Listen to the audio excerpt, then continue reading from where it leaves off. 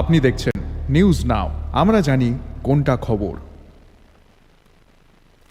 बक्सरनगर border पर BSF ने फिर से बेरहमी से पिटाई की। 22 वर्षीय एक युवक को बेरहमी से पीटने के बाद गंभीर हालत में अगरतला के त्रिपुरा मेडिकल कॉलेज हॉस्पिटल में भर्ती कराया गया।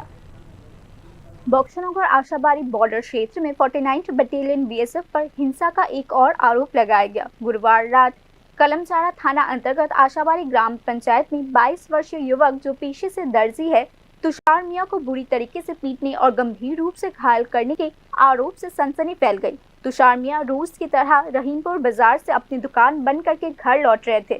बीएसएफ पर आरोप है कि उन्होंने अचानक उस पर हमला कर दिया और बिना किसी वजह के लाठियों से पीटना शुरू कर दिया।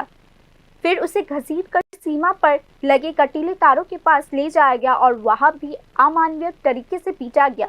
उसकी चीखें सुनकर ग्रामीण दौड़े, लेकिन तब तक बीएसएफ के जवान वहां से हट गए। কই থেকে ধরে নিছে? তোর বাড়ি কি বর্ডারের পাশে? বর্ডার নিয়ে কি করছে? তুমি কি করো এমনিতে? কোন জায়গাতে বাড়ি? সেলাই মেশিনের কাজ করো?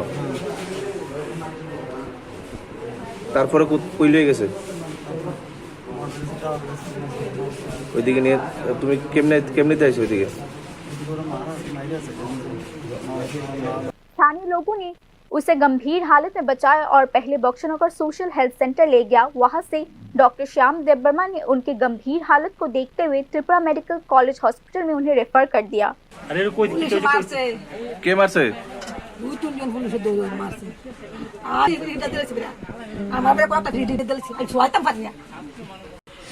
কই থেকে